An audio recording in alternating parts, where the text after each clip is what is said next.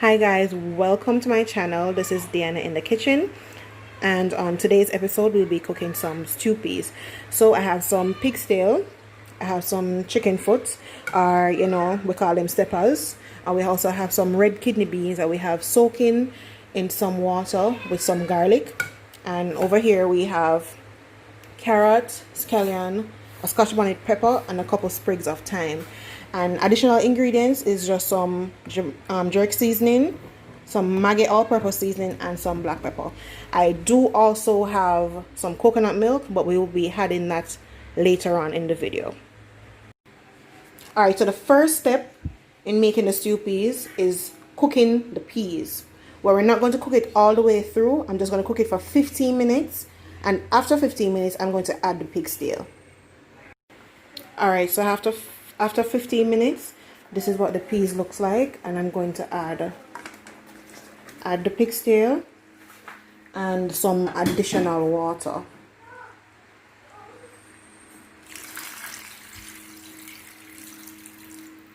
Alright, so fill the pot about 3/4 of the way up. Alright, so the only thing I'm going to add to this right now is some island spice ground pimento, and we need just maybe a half teaspoon thereabout. Alright, so I'm just going to cover the pot and allow it to boil for about 30 minutes. Hopefully by then the peas will be halfway cooked, as well as the pig's tail. After that, now I'm going to add the chicken foot and let it simmer until everything is cooked before I add the rest of the ingredients. Alright, so our pig's tail and peas are halfway cooked, so I'm going to add the little chicken foot now. So we'll have some steppers, and we're going to add these now. And with this, I'm going to add about a teaspoon, about this amount of Maggi all-purpose seasoning.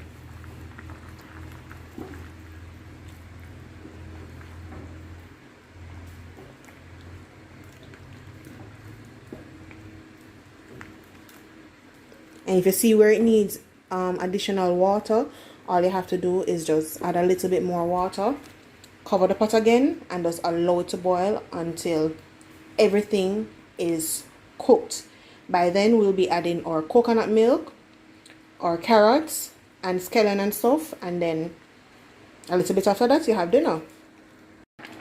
Me have to pass the dutchie on the left hand side. Anyway, the pot was way too small, so what I had to do was just switch it over to a bigger Dutch pot. And to this now, I am going to add some coconut milk. I had it left over from a previous meal, so I had it in the freezer. So I'm just going to add that and allow it to melt. And while I'm adding this, I'm just going to add my carrots, my scallion, thyme, and scotch bonnet pepper.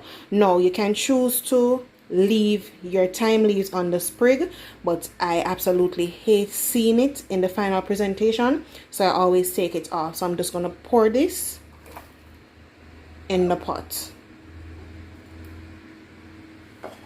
I also have here with me some flour that I needed just now, and I'm going to use it to make some spinners. So I'm just going to do all that, add my jerk seasoning, which is basically less than half teaspoon. I'm just going to add all of this, allow the coconut milk to melt, and then I'll be right back. Just a quick note, you can always use fresh coconut milk, or you can use the powdered coconut milk, or the one in the can. I had this is actually fresh coconut milk, but I had it frozen, so you can just go ahead and use whichever one you like.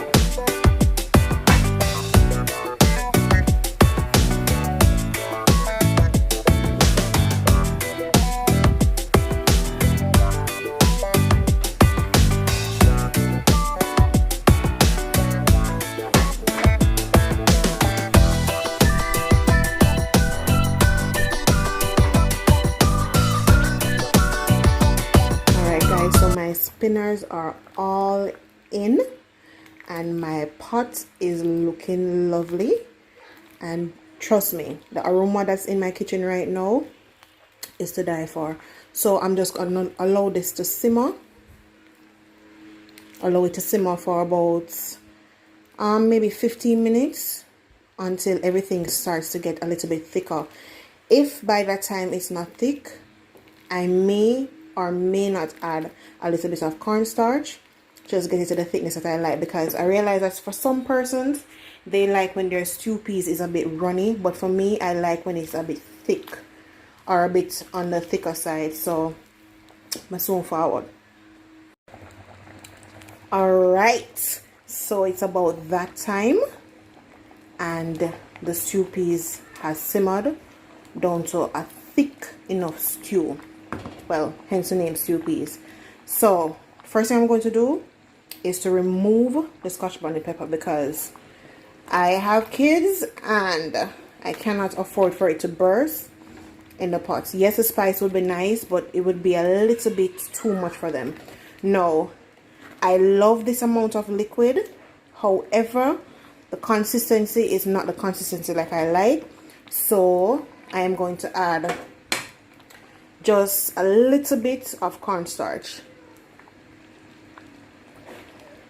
And for this, all I did was to just get a half tablespoon of cornstarch, and just add about 2 tablespoons thereabouts of water, and mix until I had a slurry. Yes, this is the consistency that I like for my stew peas.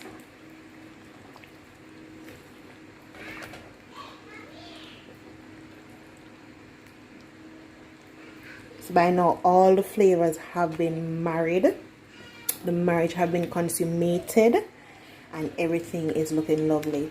So I'm just going to leave this for 2 to 5 minutes and just allow the cornstarch to cook basically, and then we're done. We can plate up and serve and just enjoy our meal.